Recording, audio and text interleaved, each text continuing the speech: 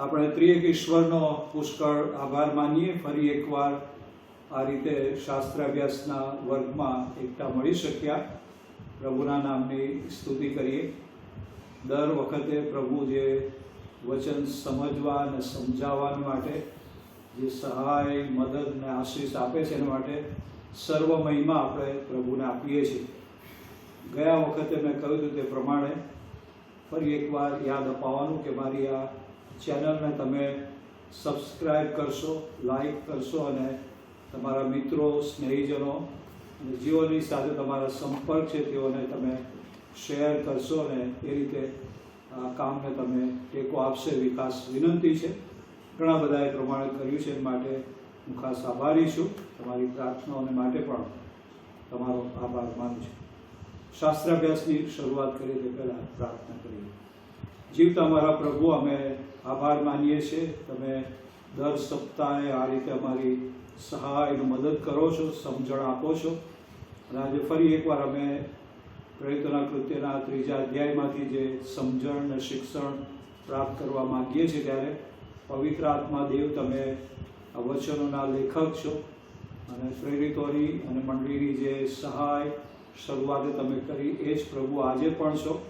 મારી પ્રાર્થના છે જે સમજણ તમારી છે એ સમજણ તમે આપો, જેથી પ્રભુ સાંભળનાર પ્રત્યેક અને બોલનાર બધા જ તમારામાં ઉત્તેજન અને આશીર્વાદ પ્રાપ્ત કરેલી કૃપા માગીએ છીએ. આ સમયને અને આ સંગતને તમારા હાથમાં સોંપીએ છીએ. પ્રાર્થના પ્રભુ ઈસુના નામે, આમીન. પ્રેરિતોના કૃત્યના 3 અધ્યાયની જે શરૂઆતની કલમોમાંથી આપણે ગયા વખતે જોતા હતા એમાં 9મી કલમ સુધી આપણે ખાસ જોયું ને હવે 10મી કલમમાં આવીએ, એનો પાછલો ભાગ. હવે આ જે લંગડો માણસ જન્મથી એ વિશે આપણે ગયા વખતે વર્ણન તમામ જોઈ ગયા, પણ આજે એ સંદર્ભમાં જ ફરી એકવાર એ સંદર્ભમાં જે બનેલી ઘટના, સંલગ્ન ઘટના અને વ્યક્તિઓ સંબંધી અને જુદા જુદા વિચારો સંબંધી આપણે જોવા માંગીએ છીએ. 10મી કલમમાં આવીએ છીએ ત્યારે 10મી કલમનો પાછલો ભાગ, પ્રેરિતોના કૃત્ય 3 અને 10. હવે આ જે કાર્ય થયું ત્યારે તેઓ બહુ આશ્ચર્ય પામ્યા. અને ફરી તમે 11મી કલમમાં આવો, પ્રેરિતોના કૃત્ય 3 અને 11, ત્યારે બધા લોકો બહુ વિસ્મિત પામીને સુલેમાનની પરસાળમાં દોડી આવ્યા. કે જ્યારે પ્રભુનું કામ થાય છે ત્યારે જેઓ સમજે છે તેઓ પ્રભુની સ્તુતિને આરાધના કરે છે, પણ જેઓ એ બાબતોને જાણતા નથી અથવા એ અનુભવ નથી તેઓને માટે એ આશ્ચર્યકારક કૃત્ય છે.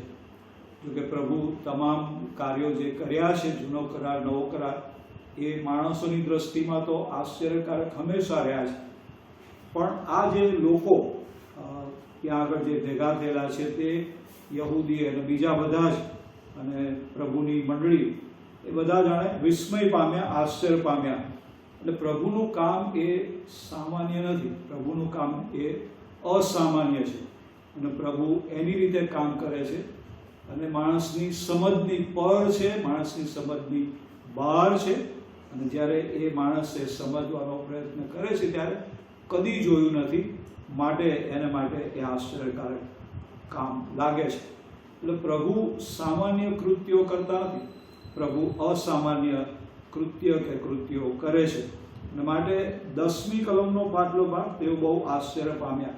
એટલે પ્રભુનું કાર્ય એ માણસોને માટે આશ્ચર્યકારક છે, પણ પ્રભુનું કાર્ય એ પ્રભુને મહિમા આપવા માટેનું છે.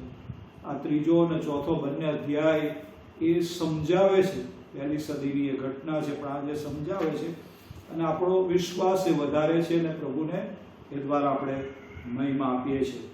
અને હવે એ ઘટના પછી જે મંદિરમાં પિત્તરનો જે સંદેશ છે 11મી કલમથી તે સળંગ તમે 3 અધ્યાયની અંત સુધી, 3 આખો અધ્યાય એ પિત્તરનો એ મંદિરમાં સંદેશ છે અને સંદેશની વાત. અને ત્યાર પછી 4થો અધ્યાય એની 22મી કલમમાં સુધી પણ એ વિચારો મળે છે, કઈ રીતે એણે લોકોની સાથે જુદા જુદા સંદર્ભમાં અને ખાસ કરીને બનેલી ઘટનાના સંદર્ભમાં ઊભી થયેલી પરિસ્થિતિ, ઊભા થયેલા પ્રશ્નો, ઊભા થયેલી સમજણ કે ગેરસમજણ અને એમાં જે સાચી સમજણ પ્રભુથી જે આપવાની તે પવિત્ર આત્મા સહાય કરે છે ને એ પિત્તર ત્યાં લોકોને ઉપદેશ આપે છે. તમે જો આ બીજો અધ્યાય આપણે જોતા હતા ત્યારે એ પુનરુત્થાનનો જે સંદેશ છે એ પિત્તર ત્યાં રજૂ કરે છે અને આ ત્રીજા અધ્યાય અને ચોથા અધ્યાયમાં એ જ સમજણ ફરીથી જુદા શબ્દોમાં જુદી રીતે રજૂ થાય છે, પણ એ લંબાણપૂર્વક જે સમજણ આપે છે તે પ્રભુ ઈસુ ખ્રિસ્ત જે ઉઠેલા પ્રભુ છે, પુનરુત્થાન પામેલા પ્રભુ, એ આખા સંદેશનો મધ્યવર્તી વિચાર છે. અને કલમ 12માં જો તમે આવો તો ત્રીજો અધ્યાય અને 12મી કલમ લોકોને ઉત્તર પિત્તરે આપ્યો કે ઇઝરાયેલી માણસો તમે કેમ અજાયબ થાવ છો. અને જાણે એનો અર્થ એ થાય કે આ બધું બનવું જોઈએ. પ્રભુના લોક જે મૂસાના નિયમશાસ્ત્ર પ્રમાણે ચાલનારા લોકો, મંદિરમાં જનારા લોકો, જેઓને જૂના કરારની ખબર છે, નિયમશાસ્ત્રની ખબર છે, પ્રભુ અને પ્રભુના કાર્યો સંબંધી ખબર છે, અને એ સમજણમાં મસીહ આવશે અને મસીહ આવશે ત્યારે શું થશે એ બધી વાતો કહી દેવામાં આવી છે. એટલે પિત્તર બહુ સ્પષ્ટ કહે છે કે તમે અજાયબ કેમ થાવ છો. એટલે જાણે કે પ્રભુનું કાર્ય એ પ્રભુના લોકો માટે અજાયબ જેવું નથી, કે જરૂર નવું લાગે પણ એ ઉત્તેજનનું કારણ છે અને એ કાર્ય એ વિશ્વાસની વૃદ્ધિનું કાર્ય. જેઓ અજાણ છે ને પ્રભુને ઓળખતા નથી તેઓને માટે કદાચ એ આશ્ચર્યકારક લાગે, નવું લાગે અને કદાચ એકદમ જુદું કંઈક નવી બાબતો છે એ રીતે લાગે. પણ પિત્તરનો જે સવાલ છે તે બહુ સૂચક છે કે તમે કેમ અજાયબ થાવ છો અથવા કેમ આશ્ચર્ય પામો છો. અને ત્યારબાદ જે 11મી અને 12મી કલમ, આ જે બંને કલમો જો તમે વાંચો તો ત્યાં બહુ જ ધારદાર એ સંદેશ પિત્તર આપે છે. એકમાત્ર સંદેશ છે, સંપૂર્ણ સંદેશ છે અને બીજા સંદેશની હવે જરૂર નથી. તમે 11મી અને 12મી કલમમાં જો આવો, 12મી કલમ 11મી કલમ, ને જાણે અમે અમારા પોતાના સામર્થ્યથી ધાર્મિકપણાથી તેને ચાલતો કર્યો તેમ શા માટે અમને જાણે કે જોઈ રહ્યા છે. પછી 13મી કલમ, ઇબ્રાહિમ, ઈસાક, યાકૂબના ઈશ્વર અને પૂર્વજોના ઈશ્વરે જાણે કે એને સાજો કર્યો છે. હવે આ જે આખી વાત છે એ મૂળભૂત તેઓ સમજી શકે છે કે જાણે કે અમારાથી થયું નથી. પહેલો તો એ જે આશ્ચર્ય પામે છે ને લોકો એમને કોઈક રીતે મહત્વ આપી રહ્યા છે, ત્યારે પિત્તર એ છેદ ઉડાડે છે કે જાણે કે એ કામ અમારાથી થયું નથી, અમને ધારીને કેમ જોઈ રહ્યા છે, જાણે અમે કર્યું છે એ રીતે તમે જુઓ છો, પણ અમારાથી નથી. બહુ સ્પષ્ટ છે. પ્રભુનું કાર્ય જ્યારે થાય છે ત્યારે એ જે કેન્દ્રમાં ઈશ્વર છે, બહુ સ્પષ્ટ કે ઇબ્રાહિમ, ઈસાક, યાકૂબના ઈશ્વર, પૂર્વજોના ઈશ્વરે પોતાના સેવક ઈસુને મહિમાવન કર્યો, તમે પકડાવ્યા. એ બહુ ગજબના વિચારો પિત્તર આપ્યા. જે બીજો અધ્યાયમાં છે, જે ઈસુને તમે મારી નાખ્યા તેને પ્રભુએ સજીવન કર્યા.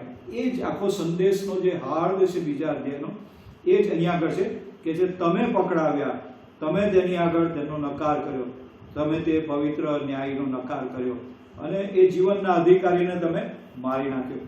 એ 12, 13, 14, 15 કલમોમાં એ મળે છે. તમે પકડાવ્યા, તમે નકાર કર્યો, તમે મારી નાખ્યા. એટલે અધ્યાય 2ના એ ભાષણનું કે સંદેશનું એ પુનરાવર્તન થતું દેખાય. એટલે તમે જો શરૂઆતની મંડળીનો જે સંદેશ હતો તે પ્રભુ ઈસુ, અને કયા પ્રભુ ઈસુ? તો ઉઠેલા પ્રભુ.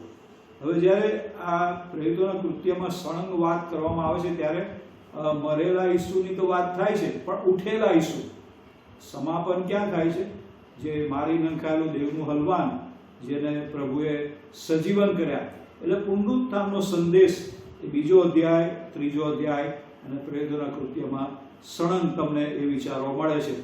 એટલે ખ્રિસ્તી મંડળીના પાયામાં અને જે શરૂઆત થઈ અને એનો જે વિકાસ થતો ગયો, આ શરૂઆત છે. પ્રભુની મંડળી સ્થપાય એની શરૂઆત છે. અને ત્યાં બહુ સ્પષ્ટ છે કે એ ઈસુને પ્રભુએ સજીવન કર્યા અને એને પ્રભુએ મૃત્યુમાંથી ઉઠાડ્યા છે. અને 15મી કલમ સરળ કહે છે, ઈશ્વરે મરેલામાંથી ઉઠાડ્યા, અમે તેમના સાક્ષી છીએ. એટલે અમે એ પ્રતિનિધિ છીએ, અમે એમને જોયા છે, જાણ્યા છે, એમની સાથે રહ્યા છે, એમને અમે સ્પર્શ કર્યો છે, એમની પાસેથી અમે સમજ્યા છે, શીખ્યા છે, અને અમે અધિકૃત એ સાક્ષીને સમજણ આપીએ છીએ. એ દેવના દીકરા હતા અને જે જૂના કરારમાં જે કહેવામાં આવ્યું હતું એ જ વાત પ્રભુ ઈસુમાં હવે પૂરી થઈ છે. એટલે આ જે આખો સંદેશનો હાર્દ અહીંયા આગળ પિત્તર એ આશ્ચર્ય પામતા લોકો, ધાર્મિક લોકો, એકઠા મળેલા લોકો મંદિરમાં. હવે તમે જો મંદિરમાં ગયા છે ત્યાં ઈસુનો સંદેશ ત્યાં પ્રગટ કરે. ક્યાં વાત છે? મૂસાનું નિયમશાસ્ત્ર એ ત્યાં અટકી જાય. પણ હવે એનાથી આગળ વધીને પિત્તર એ ઉઠેલા પ્રભુ સુધી અને સમજણ ને શિક્ષણ તેઓને આપે છે. અને આ બહુ જરૂરી છે કે જૂનો કરાર છે એને આપણે નકારતા નથી, પણ જૂનો કરાર છે તો એની પરિપૂર્ણતા નવા કરારમાં ઈસુમાં અને ઉઠેલા ઈસુમાં છે. એ આખો સંદેશ આમાં. એટલે પિત્તર જે સમજાવે છે એક સમજણ ને માન્યતાવાળા લોકોને કે તમારી જે સમજણ છે એ 13મી કલમ ઇબ્રાહિમ, ઈસાક ને યાકૂબનો ઈશ્વર જરૂર, પણ હવે એના સેવક ઈસુને તમે મારી નાખ્યા અને તેણે ઉઠાડ્યા. એટલે ત્યાંથી જે આગળ મસીહની વાત જે જૂના કરારમાં છે એ વાતને પિત્તર ત્યાં જોડીને એ લંબાવીને એ સમજાવવા માંગે છે કે જે મસીહની વાત ત્યાં કરવામાં આવી છે એ જ ઈસુ, એ જ મસીહ, એણે આ લંગડા માણસને સાજો કર્યો છે. અને પછી 16મી કલમમાં તમે આવો તો ત્યાં લખ્યું છે તેમના નામ પરના વિશ્વાસથી આ માણસને તમે શક્તિમાન કર્યો અને જાણે કે સાજો કર્યો. હવે 16મી કલમ એ બહુ સ્પષ્ટ સાબિત થાય છે કે એ વિશ્વાસથી, તેમના નામ પરના વિશ્વાસથી આ માણસને જાણે કે સાજાપણું મળ્યું. પ્રભુએ ઈસુના નામે શક્તિમાન કર્યો. હવે તમે જો આ બહુ ગજબની વાત એ છે કે પૃથ્વી પર એવું બીજું કોઈ નામ નથી કે જેથી આપણો ઉદ્ધાર થાય. એવું કોઈ નામ નથી કે જેથી આપણને જીવન મળે, હંમેશનું જીવન મળે અને જીવનના તમામ આશીર્વાદો મળે. એટલે ફરી પિત્તર જે કેન્દ્રમાં ઈસુને રાખીને સમજાવે છે ત્યાં કે એના નામ પરના વિશ્વાસથી, જો વિશ્વાસ વગર દેવને પ્રસન્ન કરવા શક્ય નથી.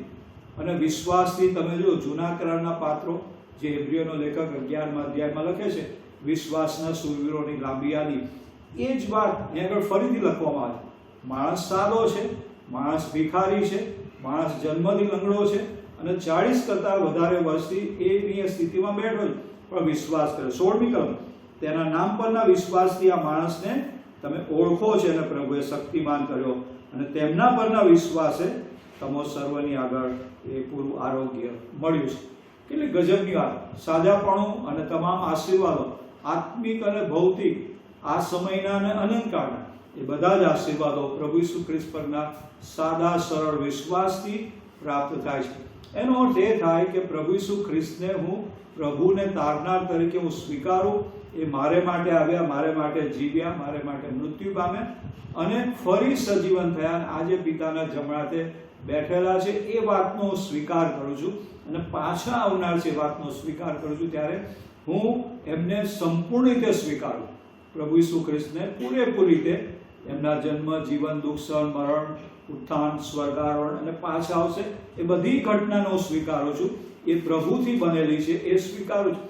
અને આ લંગડો માણસ, એ ગરીબ ભિખારી, એ ઈસુને ઈસુ તરીકે, એટલે કયા ઈસુ?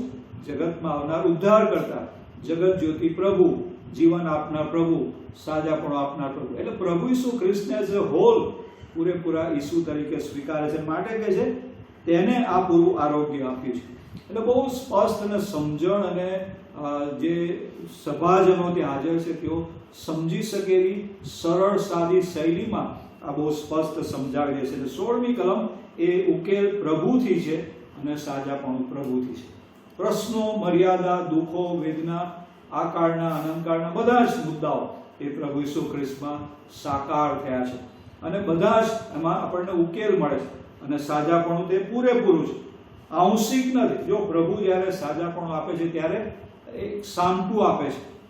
તમે બાઇબલમાં જે દાખલાઓ છે ને, ખાસ કરીને પ્રભુ ઈસુ ખ્રિસ્તની જાહેર સેવા દરમિયાનની જે બાબતો છે એમાં આપણે જોઈએ છીએ કે પ્રભુ ઈસુ ખ્રિસ્તે વિવિધ પ્રકારના રોગીઓને સાજા કર્યા તત્કાળ.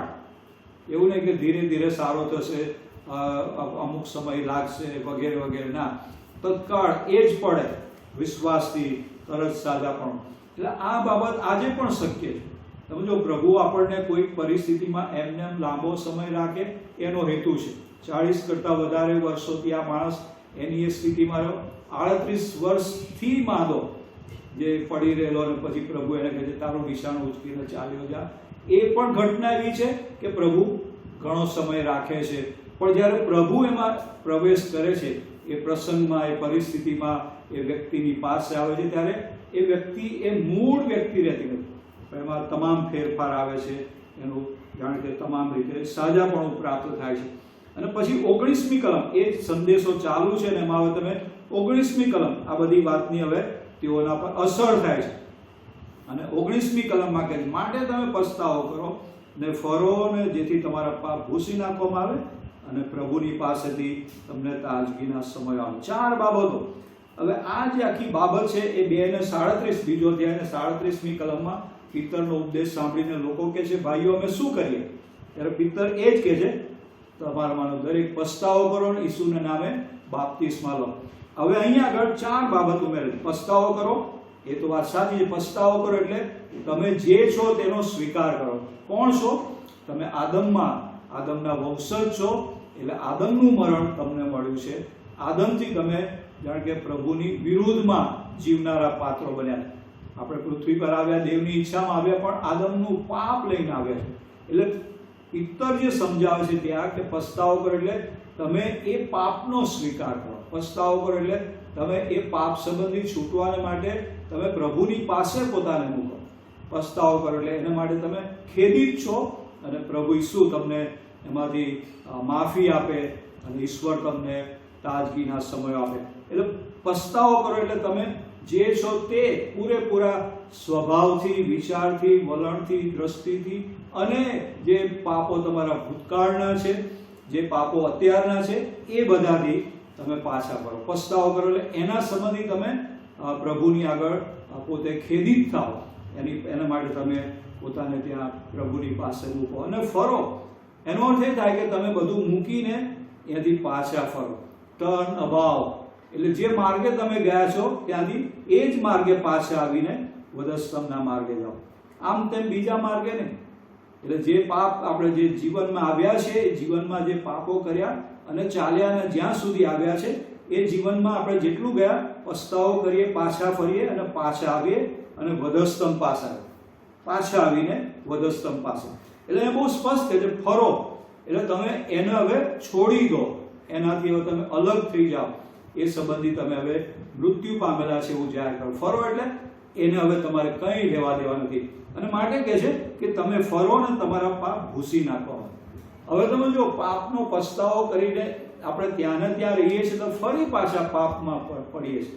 પણ એ સ્થિતિ, એ સ્થાન, એ પરિસ્થિતિ એમાંથી આપણે નીકળવાનું છે અને ઈસુની પાસે ફરવાનું છે. એટલે ઈસુ તરફ ઉઠેલા પ્રભુ તરફ ફરવાનું છે. એટલે આ જ્યારે પિત્તર સમજાવે છે ત્યારે એકનો ત્યાગ અને બીજાનો સ્વીકાર. તમે જૂના જીવનને છોડી દો, જૂની બાબતોને છોડી દો અને જે કંઈ તમને લાગેલું છે પાપને લીધે એનો તમે એકરાર કરીને મૂકી દો અને ઈસુ પાસે આવો. કારણ કે આ તરફ મરણ છે, આ તરફ કોઈ આશા અને આશીર્વાદ નથી. પણ ફરો ત્યારે તમે જીવનના પ્રભુ તરફ, જીવનની અનંતકાળની આશીષ તરફ તમે ફરો, જેથી તમારા પાપ ભૂસી નાખે. પેલી બધી બાબતો અંત આવી જાય, પેલી બધી બાબતો એનો સમય માટે અંત આવે અને તમને એ તાજગીના સમય. કેટલી ગજબની વાત! તાજગીના એટલે આત્મિક જે જાગૃતિ, આત્મિક ઉન્નતિ, આત્મિક આશીર્વાદો, આત્મિક આનંદ, એટલે પ્રભુથી મળતા બધા જ આશીર્વાદો. સમજો, પાપને કારણે બોજ છે, પાપને કારણે મરણ છે, પાપને કારણે આપણે પ્રભુથી અલગ છીએ અને પાપને કારણે આપણે મરણમાં ચાલુ જ રહીએ છીએ, વિયોગી છીએ, જીવનના ભાગીદાર નથી. 5, 25, 50 વર્ષનું જીવન એ પ્રભુએ આપ્યું છે, પૂરું થઈ જશે. પણ પાપને કારણે જે હંમેશનું મરણ છે એ લઈને આપણે ચાલીએ છીએ. દૈહિક મરણ, દૈહિક જીવન છે એ ક્યારેક પૂરું થઈ જાય છે, પણ પાપમાં હોવાને કારણે પેલું જીવન પૂરું થાય છે, પણ પાપમાં હોવાને કારણે આપણે અહીંયા મરીએ છીએ અને અનંતકાળમાં મરીએ છીએ. અને માટે બહુ સ્પષ્ટ કહે છે કે એ જે બધો બોજો છે ઉતરી જાય, એ બધી બાબતોનો ત્યાગ થાય, એ બધી બાબતોનો અંત આવે અને પ્રભુથી તમને બોજા મુક્ત તમને કરવામાં આવે. પ્રભુ સાથેના સંબંધમાં જો એટલે પ્રભુનો આનંદ, પ્રભુની આશીષ, પ્રભુથી મળતી તમામ તાજગી, આત્મિક ને તમામ પાસાઓમાં એ તાજગીના સંબંધ. કેટલી ગજબની વાત કે પ્રભુ વગર મને પાપોની માફી નથી, પાપમાં હું કાયમ છું, પાપના બોજા નીચે છું, હું એમાં ને એમાં ચાલુ છું ને એમાં રહીને હું ભક્તિ સભામાં ભાગ લઉં, બાઇબલ વાંચું, પ્રાર્થના કરું ને બધુંય કરું, પણ હું સાચા અર્થમાં પાપમાં જીવું છું. માટે એનો જે સાચો આનંદ ને આશીર્વાદ, આ લોકો બધા ધાર્મિક ભેગા થયા છે. પ્રભુની મંડળી સિવાયના બીજા લોકો મંદિરમાં છે, એ ધર્મ અને ધર્મ ક્રિયાઓ કરનારા છે. તેઓ ઈસુને સ્વીકારતા નથી. માટે પિત્તર તેમને હવે જ્યાં તેઓ અટકે છે, મૂસાના નિયમશાસ્ત્રથી અટક્યા છે, ત્યાં હવે એ ઈસુમાં બધું પૂરું થાય છે. ઇબ્રાહિમ, ઈસાક ને યાકૂબનો દેવ અને ઈસુ ખ્રિસ્તના પિતા, હવે ત્યાંથી ઉઠાવીને એમને ઈસુની પાસે લાવે. અને આ બહુ મોટી બાબત કે મારા તમામ પ્રશ્નોનો જવાબ, મારી બધી બાબતોનો ઉકેલ ઈસુમાં છે. હું ક્યાંક અટકી પડું છું તો એ અધૂરો ને અપૂરતો સંદેશ છે અને મને આશીર્વાદ આપતો નથી. માટે જેઓની પાસે નિયમશાસ્ત્રની વાતો છે, તેઓને હવે ઈસુની ભેટ આપતા કહે છે, આ બધી બાબતો કરતા હવે ઈસુ પાસે આવો, અને જ્યાં તમને પાપોની માફી મળશે અને તાજગીના સમયો મળશે. અને આ બહુ જરૂરી છે. પ્રથમની મંડળીમાં જે સંખ્યા વધતી ગઈ, આગળ આપણે જોઈશું, 4થા અધ્યાયની 4th કલમમાં લખ્યું છે કે 5000 લોકો, આશરે 5000 ઉમેરાયા. એટલે પ્રભુનું કાર્ય જ્યારે થાય છે, ત્યારે પ્રભુને આપણે રજૂ કરીએ છીએ, ત્યારે પ્રભુ વ્યક્તિઓમાં કેટલામાં એ પ્રભુનું કાર્ય છે, એ કામ કરે જ છે.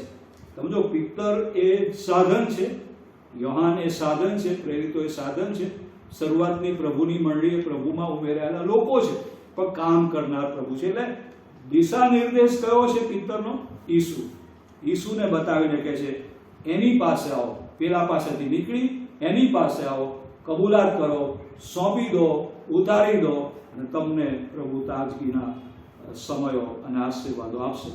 અને આ બધું જ્યારે આપણે સમજીએ છીએ, ત્યારે આ બીજો અધ્યાય અને એની જે સમજણ છે બીજા એ જ વાત ફરીથી લઈ જાઓ. એટલે આ સિવાય બીજો કોઈ સંદેશ નથી. તમે જો, શરૂઆતની મંડળીને કઈ બાબત શીખવવામાં આવી? પ્રભુથી. આ પ્રભુથી છે કે ભાઈ પુનરુત્થાનનો સંદેશ એ મંડળીનો હાર્દ છે, અથવા મંડળીનો સંદેશ એ આ જ હોઈ શકે, એ સિવાય બીજી કોઈ વાત હોઈ શકે નહીં.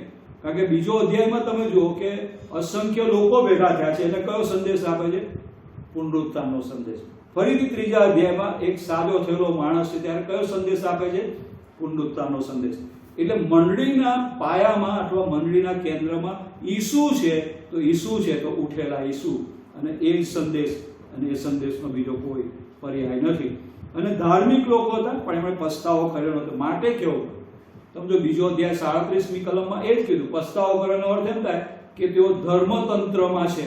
અને અહીંયા આગળ ફરી જ્યારે કહેવામાં આવે છે પસ્તાવો કરો, એટલે એ બધા ધર્મતંત્ર, માળખાગત અને રૂઢિગત તેઓનું જીવન છે. માટે પસ્તાવો જોઈએ. પરંપરાઓ એ માણસની દેન છે. કોઈ પણ બાબતોનું માળખું જે આપણે ઊભું કર્યું છે બિબ્લિકલ નથી, એ માણસોની વ્યવસ્થા છે, પણ દેવની વ્યવસ્થા છે પસ્તાવો.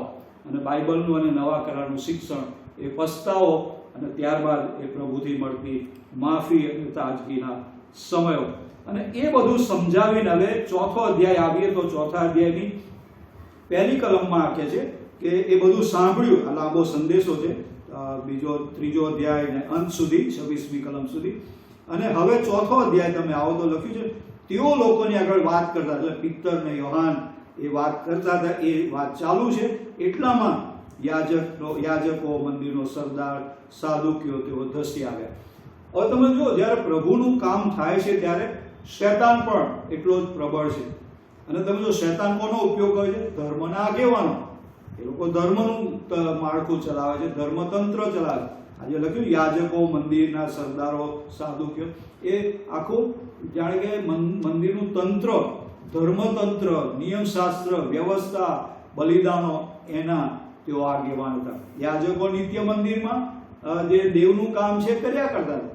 અને આ જે સરદારો અને સાદુકીઓ, હવે સાદુકીઓ એ સમયે એ જે હતા તેઓ પુનરુત્થાનમાં માનતા હતા. હવે તમે જો, આ જે પિત્તરે જે સંદેશ આપ્યો એ પુનરુત્થાનનો સંદેશ, પણ સાદુકીઓ બધા ધસી આવ્યાનું કારણ તેઓ ધર્મના આગેવાન હતા. સાદુકીઓ પ્રભુ ઈસુનું પુનરુત્થાન કે માણસનું પુનરુત્થાન થશે એવું તેઓ માનતા હતા. માટે ઈસુના પુનરુત્થાનને તેઓ સ્વીકારતા નથી. એટલે આ એક મોટો પ્રશ્ન છે. ધર્મના આગેવાનો પણ પ્રભુ ઈસુના પુનરુત્થાનને તેઓ સ્વીકારતા નથી, માણસના પુનરુત્થાનને સ્વીકારતા નથી. માટે પ્રભુ મર્યા, પ્રભુ ઉઠ્યા છે એ વાત તેઓ સમજી શકતા નથી. માટે તેઓ આગેવાનો ધસી આવ્યા અને પ્રભુના કાર્યને સમજી શક્યા નથી. અને ચોથો અધ્યાય ને તેની 13મી ને 14મી કલમ જો જુઓ તો આના સંદર્ભમાં, ત્યારે પિત્તર અને યોહાનની હિંમત જોઈને અભણ અજ્ઞાન એવા માણસો છે જોઈને તેઓ આશ્ચર્ય પામે અને ઓળખ્યા કે તેઓ ઈસુની સાથે હતા. હવે તમે તો આ તરફ જ્યારે જોઈએ છે, યાજકો અને બધા ખાસ દરજ્જો પામેલા, પ્રભુથી નિમાયેલા યાજક વર્ગ ને લેવી વર્ગની વાત જૂના ક્રમમાં આપણે જોઈએ છે. પ્રમુખ યાજક ને યાજકોને એ પરંપરાઓ જૂના કરારની સિસ્ટમમાં છે. એટલે કોઈક રીતે એક વંશ પરંપરા ચાલતી એક વ્યવસ્થા છે. નિયમશાસ્ત્રના જાણનાર ને આગેવાન ધર્મના રખેવાળ લોકો છે. હવે આ તરફ જ્યારે એ લોકો શું જોવે છે, 13મી ને 14મી કલમ, કે ભાઈ આ તો અભણ છે, અજ્ઞાન છે, અને તેઓની હિંમત ને બધું જોઈને તેઓ જાણે કે આશ્ચર્ય પામ્યા. એટલે જ્યારે પ્રભુનું કામ થાય છે ત્યારે પ્રભુ કોની મારફતે કામ કરે છે? જો પ્રભુ ઈસુ ખ્રિસ્ત યરુશાલેમમાં વિજયવંત પ્રવેશ કરે છે ત્યારે એવું કહેવામાં આવે છે કે આ છોકરાઓને તું શાંત કર. ત્યારે પ્રભુ ઈસુ ખ્રિસ્ત કહે છે જો તેઓ શાંત રહેશે તો પથરા બોલશે. એટલે પ્રભુ કોઈ પણની મારફતે બોલી શકે. બલામની ગધેડી મારફતે બોલી શકે છે, પથરા મારફતે બોલી શકે છે. અને હવે જ્યારે આ લોકો બોલે છે, પિત્તર ને યોહાન ને વગેરે, ત્યારે એ લોકોને આશ્ચર્ય થાય છે. એ કઈ રીતે જુએ છે કે ભાઈ આ તો અભણ છે, અજ્ઞાન છે વગેરે, પણ એમની હિંમત છે એ જોઈને આશ્ચર્ય. પણ તેમની સાથે પ્રભુ છે, પુનરુત્થાન પામેલા પ્રભુ, અને પ્રભુએ આપેલો પવિત્ર આત્માનું સામર્થ્ય, એ તેમને સમજણ નથી. માટે ત્યાં બહુ સ્પષ્ટ લખ્યું, ઓળખ્યા અને તેઓ આશ્ચર્ય પામ્યા. એ ધ્યાનમાં લઈને તેઓ આશ્ચર્ય પામ્યા. આ માણસો, આવા માણસો, સાદા માણસો, અભણ માણસો, ગાલિલના માણસો, માછીમાર, આ એક માનસિકતા. સમજો, જ્યારે પ્રભુ કામ કરે છે ત્યારે પ્રભુ એ માણસની મૂળ સ્થિતિ બદલે. પિત્તર એ માછીમાર હતો એ રહ્યો નથી.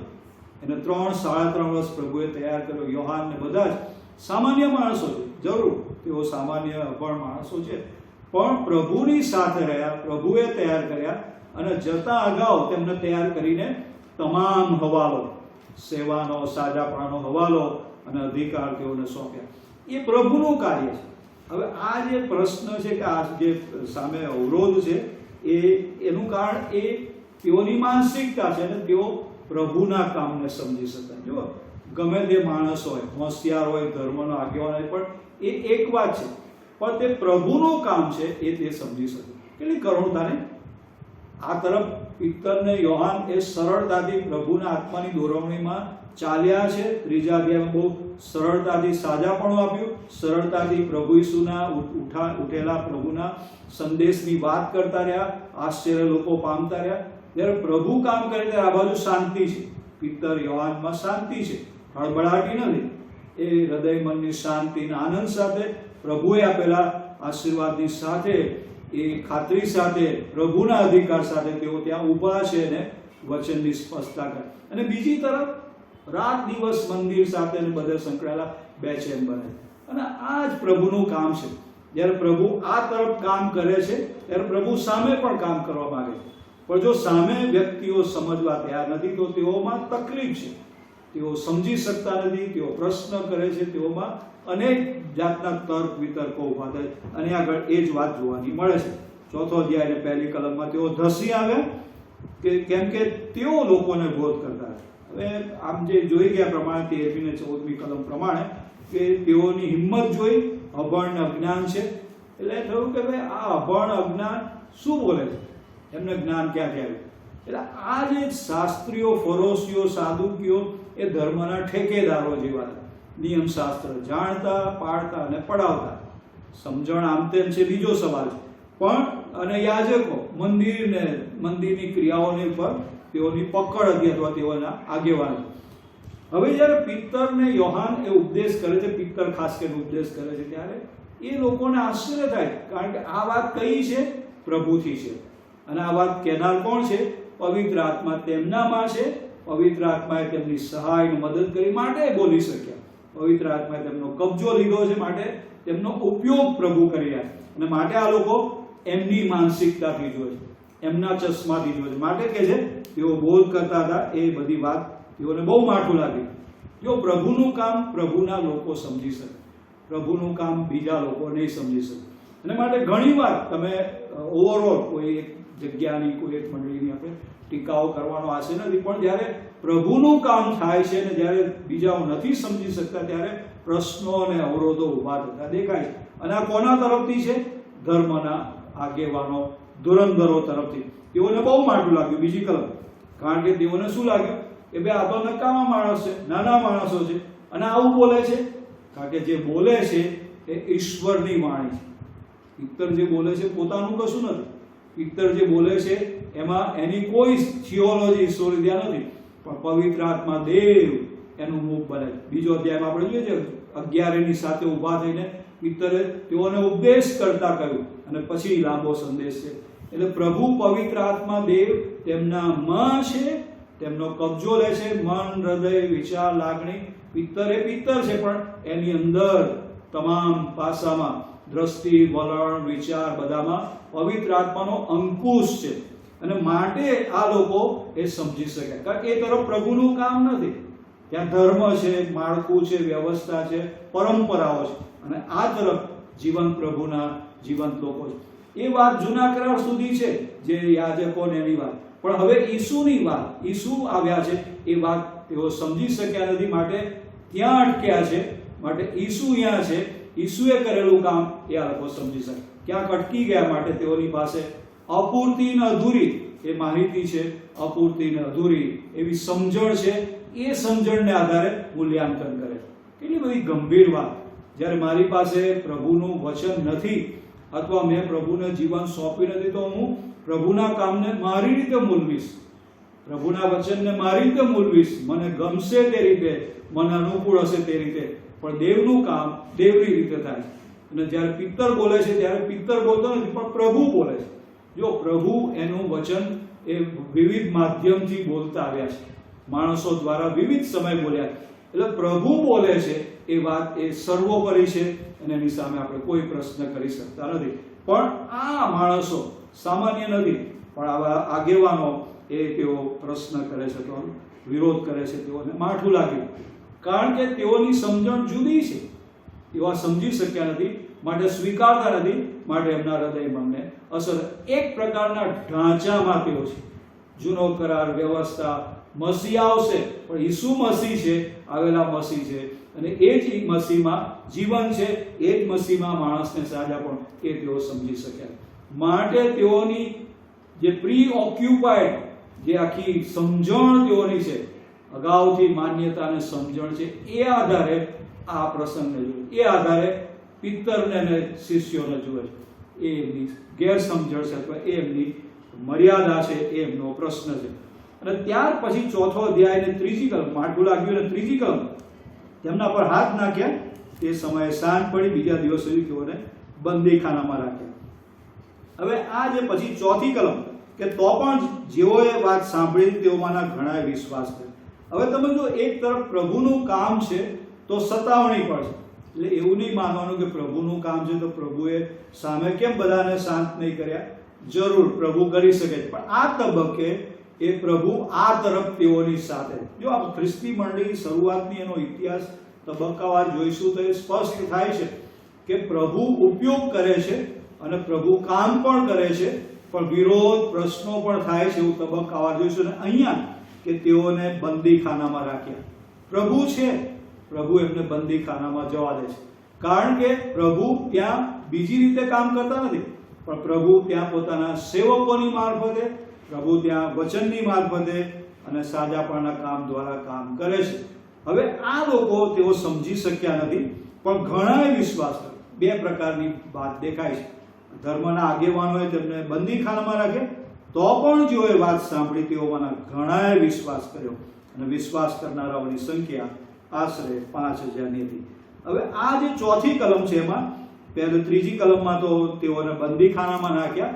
એટલે પ્રભુનું કામ કરીએ છીએ ત્યારે પ્રશ્નો આવે છે, સતાવણી આવે છે, મુશ્કેલીઓ આવે છે, અને નહીં કલ્પેલી પરિસ્થિતિ ઊભી થાય એ આપણો વિષય નથી, અથવા એ જોઈને કામ નહીં કરવું એ આપણો મુદ્દો નથી.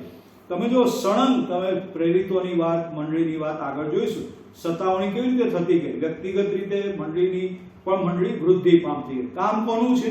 પ્રભુનું છે. કામ કરનાર કોણ છે? પવિત્ર આત્મા. અને મંડળી એ પ્રભુની છે. જે લોકો છે તેઓ પ્રભુના છે અને જેઓ નથી તેઓને પ્રભુ ઉમેરતા જાય છે. એ વિશ્વાસીઓનો સમૂહ મંડળ એ પ્રભુ મોટા કરતા જાય છે. અને પછી 8મી કલમમાં જો તમે આવો તો પ્રભુએ એ બધું થયું અને બીજા દિવસે 5000ની સંખ્યા થઈ. અને 5મી કલમ અન્નાસ, કાયાફાસ વગેરે પ્રમુખ યાજકો, બધા મોટા મોટા માણસો એકત્ર થયા. 6ઠ્ઠી કલમનો પાછલો ભાગ, સર્વ સગા, યાજકના સર્વ સગા બધા યરૂશાલેમમાં એકઠા થયા. બધું પરિસ્થિતિ જુદી છે. ત્યારે હવે તમે જો એક તરફ ધર્મતંત્ર છે, એક બાજુ સત્તાધીશો છે, એક બાજુ જેમના હાથમાં બધો અધિકાર છે, મંદિર વ્યવસ્થાનો અને ધાર્મિક આગેવાનો હોવાને કારણે રાજકીય જે બાબતો છે એ વખતે રોમન સરકાર હતી. તો રોમન સરકાર પણ એમની સાથે જોડાયેલી છે અથવા એમનું માને એ વાતો આપણે પ્રભુ ઈસુ ખ્રિસ્તના મરણના સંદર્ભમાં જોઈએ છીએ. એટલે કોઈક રીતે ધર્મની અસર રોમન સરકાર પર પડશે, એ અધિકાર ત્યાં પણ છે. એટલે હવે આ પરિસ્થિતિમાં સમજો એ લોકોએ ભેગા થઈને પ્રભુ ઈસુને માર્યા હતા અને પ્રભુ ઈસુને વધસ્તંભ પર ચડી ગયા. એ જ પરિસ્થિતિ, એ જ લોકો છે, એ જ વાતાવરણ છે, એ જ બધું સેટઅપ છે. અને ત્યારે તમે જો એ પરિસ્થિતિમાં પિત્તરે જોયું છે પ્રભુ ઈસુ ખ્રિસ્તને પકડ્યા અને બધું નકાર કર્યો અને એ બધું એને ખબર છે શું થયું છે. પણ આ તબક્કે એ પિત્તર નથી જે પ્રભુ ઈસુ ખ્રિસ્તનો 3 વાર નકાર કર્યો, પિત્તર નથી. હવે પિત્તર પવિત્ર આત્માના અધિકારમાં છે, નિયંત્રણમાં છે, પવિત્ર આત્માની સીધી દોરવણી આગેવાનીમાં પ્રભુનો એ દાસ છે. માટે 8મી કલમ લખ્યું છે. 7મી કલમ, કેવા પરાક્રમથી કેવા કામ નામથી તમે કર્યું છે, પ્રશ્નો પૂછે. ત્યારે પિત્તરે પવિત્ર આત્માથી ભરપૂર થઈને, તમે જો જ્યારે પ્રશ્નો આવે વિશ્વાસીના જીવનમાં, એ ગમે તે પ્રશ્નો હોય ત્યારે એ પ્રશ્ન મારો ને તમારો બની રહેતો નથી. એ માટે પ્રભુ સહાય કરે. હવે જો એક તરફ ધર્મના બધા જ આગેવાનો, લાગતા વળગતા તમામ અધિકારીઓ ત્યાં છે ને એ લોકોએ કહ્યું કે ભાઈ કેવા પરાક્રમથી તમે આ કામ કર્યું, પેલો સાજા થયો એ કઈ રીતે કર્યું. એટલે એક બહુ સૂચક પ્રશ્ન છે ને સપડાવવાની વાત. ત્યારે પિત્તરે પવિત્ર આત્માથી ભરપૂર થઈને કહ્યું અને પછી લાંબો સંદેશો આપે કે હે લોકોના અધિકારીઓ અને વડીલો, જે અશક્ત માણસને કામ થયું છે એની તમે કેમ આશ્ચર્ય પામો છો ને આજે અમારી તપાસ કેમ થાય છે. એટલે જ્યારે એક સારું કામ થયું છે ત્યારે તમે પ્રશ્ન કરો, કારણ કે એનાથી પ્રભુને મહિમા મળે છે. સમજો એ વિશ્વાસ કર્યો અને સાજાપણું મળ્યું, એની અસર બીજા લોકોમાં પડી છે. એટલે બીજા લોકો પણ પ્રભુ ઈસુ પર વિશ્વાસ કરવા લાગ્યા. અને માટે 5000 સમજો એ માણસના સાજા થવાથી, એ એક માણસના સાજા થવાથી અને પિત્તરના ઉપદેશથી અને એ અસરથી 5000 આપણે જોઈ ગયા આશરે 5000 માણસો પ્રભુમાં ઉમેરાયા, વિશ્વાસ કરનારાઓની સંખ્યા. એટલે એ કાર્ય એકમાં થયું, એની અસર અનેકમાં થઈ, મોટી સંખ્યા જનસંખ્યામાં થઈ. અને માટે તમે જો પિત્તર ગભરાયા વગર, ત્યાં પિત્તર શું કરે છે, 3 વાર નકાર કરે છે પ્રભુ ઈસુ ખ્રિસ્તને પરસ્વાધીન કર્યા ત્યારે. પણ એ પિત્તર ત્યાં જુદો છે, પ્રભુ ઈસુનો શિષ્ય છે. ને હવે એ જ પ્રભુ ઈસુનો શિષ્ય પવિત્ર આત્માના નિયંત્રણ હેઠળ છે અને ઈશ્વરની દોરવણી, પવિત્ર આત્માની દોરવણી, સમજણને શિક્ષણમાં પ્રભુ એનું મુખ બને છે. સમજો પવિત્ર આત્મા એનામાં છે એનો અર્થ એમ થાય કે પ્રભુ એનું મુખ ભરે છે અને ખોલે છે. પ્રભુ એના વિચારો બને છે, પ્રભુ એની દ્રષ્ટિ બને છે, પ્રભુ એનું હૃદય મન સગડાનો કબજો લે છે. માટે ઉભા રહીને કહે છે તમે અશક્ત માણસ નાકમાં થયું તો અમારી તપાસ કેમ કરો છો.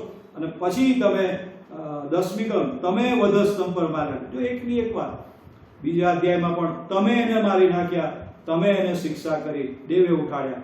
અને અહીંયા આગળ 3જા અધ્યાયમાં પણ એ જ વાત, તમે આમ કર્યું, તમે ઈસુને આમ કર્યું, દેવે એને સજીવન કર્યા. અને ફરીથી કહે છે તમે વધસ્તંભ પર માર્યા. સમજો આ બહુ મોટી વાત. પ્રભુનો અનુભવ નથી, પવિત્ર આત્માનો અધિકાર નથી, ત્યાં સુધી મારું મોં કદી ખુલશે, મારાથી કદી સાક્ષી પુરાશે નહીં. અને કદાચ હું મારી સેફ સાઈડ જોઈને હું ખ્રિસ્તી જીવન જીવીશ. પણ પિત્તર એ એક્સ્ટ્રા માઇલ વિશ્વાસીના જીવનમાં ચાલતો દેખાય. તમે જો આ બહુ જોખમવાળું કામ, કારણ કે એક તરફ બધા ઇન્ફ્લુએન્શિયલ માણસો છે, જે સત્તાધીશ લોકો છે, પણ બીજી તરફ આ તરફ પ્રભુનો દાસ, પ્રભુ એની સાથે. માટે કે જે તમે એને વધસ્તંભ પર માર નાખે, એને બીક નથી. એ પ્રભુનો આશીર્વાદ છે, પ્રભુનો આત્મા એનામાં છે. પ્રભુના તરફથી એ શબ્દો છે. માટે પ્રભુએ એના મગજનો, હૃદયનો, વિચારનો, શબ્દોનો, મુખનો બધાનો કબજો લીધો અને પ્રભુએ શબ્દો બોલાવ્યા. એટલે આ પ્રભુના શબ્દો છે. અને તમે મારી નાખ્યા વગેરે વગેરે. અને પછી તમે 10મી કલમમાં બોલવાની કૃપા આપી, યોગ્ય શબ્દો આપ્યા 8મી કલમ. પણ 10મી કલમમાં આવો ત્યારે એ પુનરુત્થાન પામેલા ઈસુમાં જીવન છે અને એ જ પુનરુત્થાન પામેલા પ્રભુમાં રોગોમાંથી વિશ્વાસ દ્વારા મુક્તિ છે. 10મી કલમ બહુ સરસ લખ્યું. ત્યાં લખ્યું છે કે તમે વધસ્તંભ પર માર નાખ્યા, જેમને ઈશ્વરે મુએલામાંથી ઉઠાડ્યા, એના નામથી આ માણસ સાજો થઈને તમારી આગળ ઊભો છે. એટલે પ્રભુ ઈસુમાં એ ઉઠ્યા છે માટે વિશ્વાસ કરનારા પાપમાંથી પાછા ફરે છે, પાપમાંથી મુક્તિ મળે છે, મરણમાંથી જીવનમાં આવે છે, રોગ દુઃખ એમાંથી બહાર આવે. એટલે પૃથ્વી પર બધા આશીર્વાદો છે. તમે જો અહીંયા આગળ મને પાપોની માફી મળે વિશ્વાસ કરું ત્યારે, મારા રોગ દુઃખ દર્દ પ્રભુ લે અને વિશ્વાસીના જીવનમાં મને છેક સુધી ચલાવે અને જીવન પૂરું થાય. એટલે પેલી તરફ અનંતકાળના જીવનમાં એની સાથે ઉઠેલા ઈસુ, જીવંત ઈસુ એની સાથે જોડે. એટલે આ જે ઈસુમાં જે જીવન છે, પુનરુત્થાન પામેલા ઈસુમાં, એ 10મી કલમનો હાર્દ છે. અને એ જ ઉઠેલા ઈસુમાં વિશ્વાસથી રોગોમાંથી સાજાપણું મળે છે. અને 11મી કલમ લઈને આપણે પૂરું કરીશું. ત્યાં 11મી કલમ લખે ઈસુ જ મંડળીનો પાયો છે અને ઈસુ જ જીવનનો આરંભ છે અને હંમેશનું જીવન છે. જે પથ્થરને તમે નકાર કર્યો એ જ ખૂણાનો મુખ્ય પથ્થર છે. કેવી ગજબની વાત! એ તમે જુઓ, ઇબ્રાહિમ, ઈસાક ને યાકૂબ એ પ્રભુની વ્યવસ્થામાં એ જીવનના પાત્રો છે, પ્રભુના એ દાસ દાસીઓ. એની સામે આપણે કોઈ સવાલ નથી. પણ તમે માથીની સુવાર્તા 1લો અધ્યાય 1લી કલમમાં આવો તો ઈસુ જે ઇબ્રાહિમનો દીકરો, ઈસુ જે દાઉદનો દીકરો, એટલે વિશ્વાસથી હવે પ્રભુ ઈસુ ખ્રિસ્ત એ ઇબ્રાહિમની વંશાવળીમાં આવે. 1લો અધ્યાય માથીની સુવાર્તા એ વંશાવળીમાં છે અને પ્રભુ ઈસુ ખ્રિસ્ત એ જ હરોળમાં આવે છે. એ જૂના જે પ્રભુના દાસ છે બધાની યાદી છે એમાં જ ઈસુ આવ્યા અને કહે છે એ નકાર તમે કર્યો, બાતલ કર્યો, તે જ ખૂણાનો મુખ્ય પથ્થર થયો છે. એટલે એનામાં જીવન છે, એનામાં બધો જ આધાર છે. મંડળીનો પાયો તે છે. ઇબ્રાહિમ, ઈસાક, યાકૂબ એ બધા પ્રભુના સેવકો હતા, પ્રભુને માટે રહ્યા, પ્રભુને માટે જીવ્યા, પ્રભુએ પસંદ કર્યા, પ્રભુના વચનો એમનામાં પૂરા થયા. પણ તારણને ઉદ્ધાર અને અનંતકાળની ખાતરી એ ઇબ્રાહિમથી કે બીજાથી નથી, પણ ઈસુથી છે. અને હવે ત્યાં બધી વાતનો જાણ કે છેડો આવે છે, પૂર્ણ વિરામ આવે છે. ઇબ્રાહિમથી શરૂ થયેલી વાત ઈસુમાં પૂરી થાય છે. અને ત્યાં લખે છે કે એ બાતલ કર્યો એ જ ખૂણાનો મુખ્ય પથ્થર થયો છે. એટલે તમે એ પથ્થરની પાસે આવતા નથી, એ ઉઠેલા પ્રભુની પાસે આવતા. તમે જૂના કરારમાં ચાલો છો. જૂનો કરાર એ અધૂરો છે. ઈસુ વગર, પુનરુત્થાન પામેલા પ્રભુ વગર એ અધૂરો છે. પણ ઈસુની આવવાથી, ઈસુના આવવાથી, ઈસુના જીવનથી, ઈસુના મરણથી, ઈસુના ઉત્થાનથી એ જૂનો કરાર સંપૂર્ણ થાય છે. હવે મને જૂના કરારની જરૂર રહેતી નથી. એ પ્રભુએ આપેલું વચન, પણ હવે ઈસુ પરના વિશ્વાસથી મને હંમેશનું જીવન છે. માટે લખે છે કે બાંધનારો જે પથ્થર બાતલ કર્યો તે જ ખૂણાનો મુખ્ય પથ્થર થયો છે. ઈસુ જ મંડળીનો પાયો છે. ઈસુ જ વ્યક્તિગત જીવનનો આધાર છે. એ પ્રભુ પરના વિશ્વાસમાં હું આવું છું ત્યારે જગતમાંથી નીકળીને જીવનમાં આવું છું, ઈસુના શરીરમાં આવું છું. અને ખ્રિસ્ત એ મંડળીનું જે શિર છે, પ્રભુ જે મંડળીનો પાયો છે, એમાં પ્રભુ મને ઇમારતમાં ચડાય છે. ખૂણાનો મુખ્ય પથ્થર ઈસુ છે. વિશ્વાસ કરનારાઓ 21મી સદી કઈ કેટલા લોકો વિશ્વાસ કરનારામાં જડાયા, એમાં યોગ્ય જગ્યાએ પ્રભુ મને જોડે છે, ચણે છે, દાખલ કરે છે. અને લખ્યું છે કે એ જ ખૂણાનો મુખ્ય પથ્થર થયો છે. એમાં આ પ્રેરિતો, એમાં પ્રથમની મંડળી અને આજે વિશ્વાસ કરનારા લોકો એ એમાં જોડાય છે. કે છે તમે તેને મારી નાખ્યો, તમે તેનો સ્વીકાર કર્યો, પણ એ જ આધાર છે, એ જ જીવન છે. એના વગર ઇમારતની કલ્પના શક્ય નથી, જીવનની કલ્પના શક્ય નથી. એના વગર હંમેશનું જે જીવન છે, આશીર્વાદ છે, એ શક્ય નથી. પ્રભુ કૃપા અને આશીષ આપે. 12મી કલમથી આગળ આપણે આવતી વખતે જોઈશું. પણ પ્રભુ કૃપા આપે કે આ જે સમજણ, પ્રસંગ એક બન્યો છે લંગડા માણસને સાજો કરવાનો, પણ એની સાથે જે અનંતકાળની જે સમજણ ને આશીષ, સમજો એક ઘટનામાં પ્રભુએ જીવન પ્રભુને રજૂ કર્યા. પિત્તરે જે આખી વાત કરી એ ઘટના મોટી છે સાજો કર્યો, પણ એનાથી ઊભી થયેલી પરિસ્થિતિમાં જીવનના પ્રભુ એ રજૂ કરવાની તક મળી.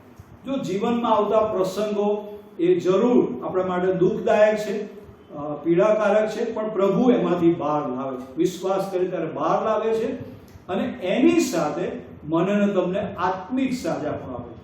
આ માણસને દૈહિક સાજાપણું તરત મળ્યું, એની સાથે પ્રભુ ઈસુ ખ્રિસ્ત ઉઠેલા પ્રભુ, પુનરુત્થાન પામેલા પ્રભુની ભેટ મળી, જીવનનો ભાગીદાર બન્યો. દૈહિક સાજાપણું, આત્મિક સાજાપણું, દૈહિક આશીર્વાદ, આત્મિક આશીર્વાદ, અને પ્રભુ ઈસુ ખ્રિસ્તની જે દ્રશ્ય મંડળી, જે અનંતકાળનું જીવન, એનો એને ભાગીદાર બનાવે. બીજા લોકો નથી સમજી શક્યા, ધર્મના એ ઠેકેદારો, આગેવાનો એ નથી સમજી શક્યા. માટે પિત્તર પવિત્ર આત્મા દ્વારા બહુ સ્પષ્ટ, એટલે પવિત્ર આત્મા તેઓની જરૂરિયાત પ્રમાણે તેઓને શીખવે છે. આ જે સમજણ છે એ તેઓની જરૂરિયાત પ્રમાણે પ્રભુ વચન આપે. તમે જો, મારી જરૂરિયાત પ્રમાણે પ્રભુ મને વચન દ્વારા શીખવે છે. મારી જરૂર, તમારી જરૂરિયાત, બીજાની જરૂરિયાત, એ પ્રમાણે દરેકની સાથે અલગ અલગ વ્યવહાર કરે. અને આ ધર્મના ધુરંધરોને એ ઉઠેલા પ્રભુનું જે કામ છે, ઉઠેલા પ્રભુ જે સર્વના ઉપર છે, એ પ્રભુની ભેટ તેમને આપે છે. આ જે સમજણ છે એ ઈસુની ભેટ તેમને આપે છે. પ્રભુ એ કૃપાને આશીષ આપે કે આપણી પાસે એ માળખું નથી. મંડળી એક માળખું છે એ રીતે નહીં ગણીએ, ઇન્સ્ટિટ્યુશન તરીકે, સંસ્થા તરીકે નહીં ગણીએ, પણ જીવન પ્રભુની જીવંત વ્યવસ્થા. ખ્રિસ્ત શિર છે અને આગળ વાંચી ગયા પ્રમાણે ખૂણાનો મુખ્ય પથ્થર છે. એની ઉપર દરેક વ્યક્તિ એ ઇમારતમાં જીવંત પથ્થર તરીકે જોડાય છે, ચણાય છે. અને કામ વિશ્વમાં ચાલુ છે, પ્રભુના બીજા આગમન સુધી ચાલુ.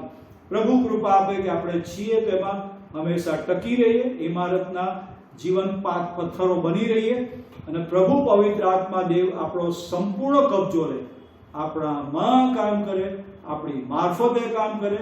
અને જેઓ સમજતા નથી, જેઓના મન જળ છે, કઠણ છે, એક માન્યતા અને એક સમજણ વાળા છે, એને પ્રભુ બદલે, તેઓ પણ અનંતકાળના આશીર્વાદોના ભાગીદાર બને. પ્રભુ આશીષ અને કૃપા આપે. પ્રાર્થના કરીએ. જીવતા પ્રભુ, અમે આ મૂલ્યવાન સમજણને માટે અને દ્વારા મળતી જે આશીષ છે એના માટે આભાર માનીએ છીએ.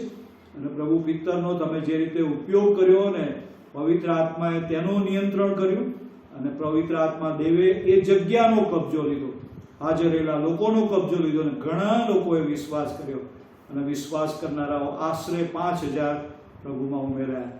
પ્રભુ, અમે આભારી છીએ, કારણ કે એક તરફ વિરોધ છે, એક બાજુ નહીં સ્વીકારવાની વાત છે, પણ બીજી તરફ મોટી સંખ્યામાં લોકો પ્રભુમાં ઉમેરાયા. ધન્ય છે પ્રભુ તમારા એ મહાન કાર્યને. તમારી સ્તુતિ અને પ્રશંસા કરતા એ જ પ્રભુ આજે પણ તમે છો એ સ્વીકારીએ છીએ. અમારામાં, અમારી વ્યવસ્થામાં, અમારા જીવનોમાં અને તમારા લોકોમાં, અન્ય લોકોમાં જેઓ કઠણ છે, જેઓ સમજતા નથી, જેઓની અમુક સમજણ છે અને એ સમજણથી આગળ નથી, એ બધાને બદલો. અને પ્રભુ, તમારા નામમાં જે આશીર્વાદ છે, સાજાપણો આત્મિક, દૈહિક અને તમામ પ્રકારનું, એ પ્રાપ્ત થાય ને જીવન પ્રભુના જીવન બાળકો બની રહે, એવી કૃપા અને આશીર્વાદ માગીએ છીએ. આ સમય અને સંગતને માટે તમારો આભાર માનતા તમારા હાથમાં સોંપાય છે. પ્રાર્થના પ્રભુ ઈસુના નામે. આમેન.